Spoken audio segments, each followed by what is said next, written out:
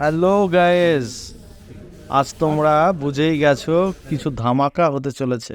তো এই ধামাকাটা কি? এটা দীর্ঘদিনের অপেক্ষার পর আজকে আমি নিতে চলেছি ফাইনালি হিমালয়ান 411। তো এই 411 নেওয়ার জন্য আমার 1 বছরের একটা বিশাল বড় স্বপ্ন আঁকা ছিল। এই স্বপ্নটা আজ সফল হতে চলেছে, তার জন্য আমি খুবই আনন্দিত। আর আমার সঙ্গে আছে আমার সেই ছোটো ছোটো বাচ্চা দোস্ত। তো ফাইনালি এসে গেলাম চাকদা রয়্যাল এনফিল্ড শোরুম, কেননা হিমালয়ান 450 সিসির বাইকটা বার করেছে নেক্সট জেনারেশন। তো তোমাদের মনে এখন আসতেই পারে প্রশ্ন যে যেহেতু রয়্যাল এনফিল্ড তার নেক্সট জেনারেশন বার করে দিল, তবু আমি কেন 411টাই পছন্দ করলাম। তো এই কোশ্চেনের অ্যান্সারটা আমি ভিডিওর শেষে দেবো, তার জন্য ভিডিওটা মাঝপথে কেউ ছেড়ে যেও না, লাস্টের দিকে এটাই থাকবে ভিডিওর সবথেকে সিক্রেট গল্প, আমি কেন 450 বেরোনোর পরও 411টা নিলাম। তো ততক্ষণ ভিডিওর সঙ্গে থাকো আর ভিডিওটা দেখতে থাকো। চাকদা শোরুম থেকে নিলাম এই কারণেই যে আমাদের কৃষ্ণনগরের শোরুমে যেহেতু 411 বন্ধ হয়ে গেছে, 450 চলে এসছে, কোম্পানি আর নতুন করে 411 বাইক বার করছে না, যে কারণে আমাকে ছুটে যেতে হলো চাকদা।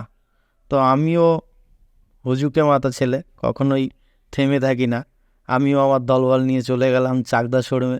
শোরুম মালিক প্রথম অবস্থায় একটু ভয় পেয়ে গেছিলো এত লোক একটা বাইক নিতে, তবে এটা কোনো বড় ব্যাপার না, আমি যে গাড়ি কিনতে যাই এরকম আমি আমার বন্ধুগণকে সঙ্গে নিয়েই যাই, এটা আমার একটা ইন্টারেস্টিং ব্যাপার লাগে। তো চলো ভিডিওটা শেষ পর্যন্ত দেখো, আর আমার এই বাইক নিয়ে আমার পরবর্তী রাইডগুলো চলতে থাকবে, তো সেগুলোও তোমরা দেখো। যেহেতু আমি একজন রাইডার, তো আমার ড্রিম বাইক হিমালয়ান হওয়াটাই স্বাভাবিক, আর সেটাই হয়েছে। আর রয়্যালের লোগোর ওপর দিকে তো কোনো কথা হয় না। তো যাই হোক, চলো এবার আস্তে আস্তে ভিডিওর মূল বক্তব্যে আগাই, আর গাড়িতে কি কি ফিচার্স রয়েছে সমস্ত ডিটেলস এবার থেকে তোমরা শুনতে পাবে।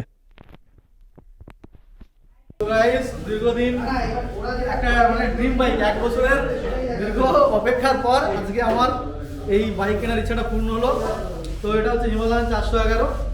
এই গাড়ির ব্যাপারে আমি যতটা বেশি জানি তার থেকে অনেক বেশি ভালো জানে শোরুমের একজন দাদা, তো ওনার মুখ থেকেই শুনে নেবো গাড়ির ডিটেলস। বলো এর ডিটেলস কী আছে দাদা? এটা তোমার ডুয়েল চ্যানেল এবিএস আছে, ঠিক আছে? ডুয়েল চ্যানেল এবিএস রয়েছে, এটা অফরোডিং বাইক। তো তুমি যদি চাও পিছনের চাকা যে এবিএস ওটা বন্ধ করতে পারো, ওটার জন্য সুইচ এখানে দেওয়া আছে, এবিএস সুইচ। এবিএস সুইচ এখানে দেওয়া আছে। এটা তাহলে এবিএস সুইচ? হ্যাঁ, এই যে এবিএস সুইচ। এটা গাড়ি যখন স্টার্ট করবে, এটা যখন করবে বন্ধ করবে, নিউট্রাল অবস্থায় গাড়ি স্টার্ট অবস্থায় তোমরা এটা চেপে ধরলে এটা একবার ব্লিঙ্ক করবে, এবিএসটা ব্লিঙ্ক করে আবার গিয়ে এটা জ্বলে উঠবে, তখন এবিএস তখন বন্ধ হয়ে যাবে। এটা আমি আবার যখন তুমি অ্যাক্টিভ করবে তখন এটাকে আবার বন্ধ করে অন করবে, অটোমেটিক অ্যাক্টিভ হয়ে যাবে। আচ্ছা। আর আগে যেটা হতো কি, এখানে তোমার হচ্ছে গিয়ার ইন্ডিকেটর দেখাতো, যেটা হচ্ছে এখন এখানে দেখায় যে এন রয়েছে, নিউট্রাল রয়েছে, তুমি গিয়ার যখনই ফেলবে এখানে তোমার শো করবে। এটা ফুয়েল ইন্ডিকেটর রয়েছে, কতটা তেল আছে কি আছে এখানে দেখে তুমি বুঝতে পারবে। এটা আরপিএম মিটার আছে, এটা নেভিগেশন আছে, এটার জন্য তোমার একটা অ্যাপ ডাউনলোড করতে হবে, রয়্যাল এনফিল্ড অ্যাপ থেকে তুমি এটাকে করতে পারবে। এখানে টাইম দেখতে পাবে, ইঞ্জিনের কত টেম্পারেচার সব কিছু এখানে দেখতে পাবে, টাইম স্পিডোমিটারটা এখানে দেবে। আর সিসি তো 411 ভিতরে। আর তোমার হচ্ছে ট্যাঙ্কির আছে 15 লিটার, মাইলেজ মোটামুটি তুমি 30-32 ধরে চলতে। আর এটা নরমাল টায়ার টিউব। আচ্ছা, এটা যদি আমি টিউবলেস করি বাইরে থেকে, তাই ভালো দিকে যাবে না খারাপ দিকে যাবে? কোম্পানি এটা অফরোডিং বাইকই বের করেছে, নরমাল স্কোপ হুইল। হ্যাঁ, টিউবলেস হয় না, কোম্পানি না কোম্পানি করে না, বাইরে বাইরে থেকে অনেকে করে, বাট তোমার ওটা কি সাজেস্ট করে? কোম্পানি কোম্পানি ওটা সাজেস্ট করে না, মানে একটা চিন্তা ভাবনায় আমিও গেছিলাম যে একটা সময় আমি টিউবলেস করবো, কেননা পাহাড়ে গিয়ে একটা সমস্যা হয়, যেটা রাইড করতে গিয়ে অনেক সময় পাংচার হলে খুব সমস্যা হয়। তো সেক্ষেত্রে দাদা বলছেন যে না, ওটা করা একদম ঠিক হবে না। এটা যেহেতু অফরোডিং বাইক, তো যদি কখনো তোমার ইয়ে হয় গাড্ডা ফাটাই করলে গিয়ে অ্যালয় ফেটে যাওয়ার চান্স থাকে, স্কোপ মিলে সেটা প্রবলেম। আচ্ছা আচ্ছা, এটা একটা বড় ব্যাপার। অ্যালয় হুইলে অনেকে এরকম রেকর্ড আছে, ভেঙে যাওয়ার রেকর্ড আছে। তো টাকা কত ইঞ্চি আছে দাদা? পিছনে 17 ইঞ্চি, সামনেটা 21 ইঞ্চি। মানে আমাদের রয়্যাল এনফিল্ডে যদি বড় যে সবথেকে বড় চাকা কোন গাড়িতে, সেটা হিমালয় না। হিমালয়। তো কেমন আছে? আমি একটা ভিডিও দেখেছিলাম, খুব খারাপ লাগে বলতে, এখান থেকে গাড়িটা ভেঙে গেছে। ওটা একটা ভিডিওই কি ইয়ে হয়েছে, তাছাড়া আর বাদ নাই।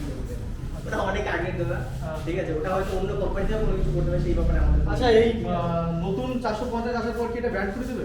এটা তো বন্ধ করে দিয়েছে, বন্ধ করে দিয়েছে। বন্ধ করে নতুন হবে, এটা আর নতুন পাবে না। এটা নতুন পাবে না, তাই তো?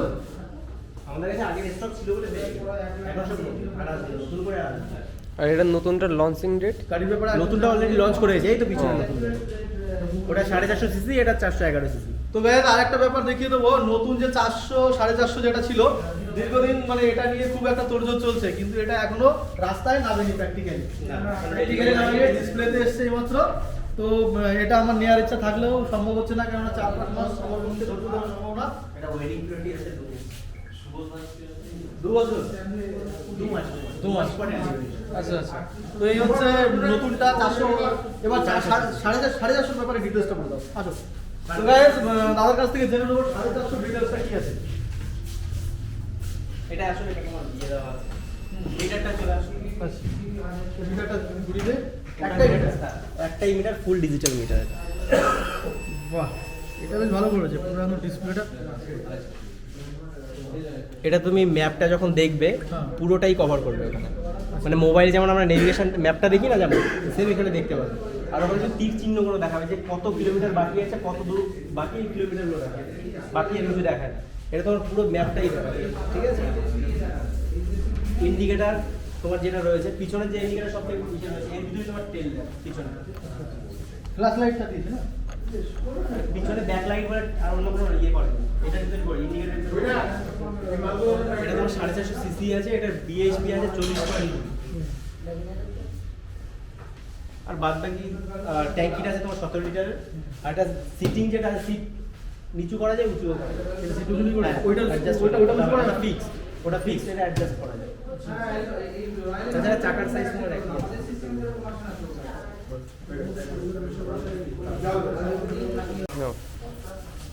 তো বাইকের সঙ্গে আমি কি কি অ্যাক্সেসরিজ নিয়েছি, মানে জ্যাকেট, গ্লাভস, এগুলোর জন্য আজকে একটা খুবই সুখবর দেবো। তা সেটা আমি ওগুলো নিয়েছি, তারপরে বলছি। দাম হচ্ছে 4000 টাকা। দাদা আমাকে ভালোবেসে 4000 টাকায় নিয়েছে। আর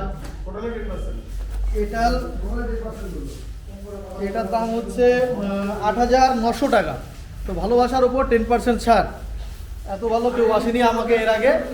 তো 10% জন্য দাদার জন্য একটা খুব ভালো থাকবে আমার। আর এইটা আমার সব থেকে, মানে যাকে বলবো, একটু চিপ রেঞ্জের মধ্যে ভালো এসছে, খুব ভালো লেগেছে এটা। এটার দাম আছে 2500 টাকা। তো এটা আমি কিছুদিন আগে ট্রেন্ডে গেছিলাম, এর দাম প্রায় 3000 টাকা চেয়েছিল, সেম কোয়ালিটি। তো সেই হিসাবে এটা আমার ভালো লেগেছে, আশা করি ভালো হবে জিনিসটা। তো এই হচ্ছে আমার অ্যাক্সেসরিজ। আর যেটা লাগিয়েছি সেটা হচ্ছে লেগ গার্ডটা আমি এক্সট্রা করে লাগিয়েছি।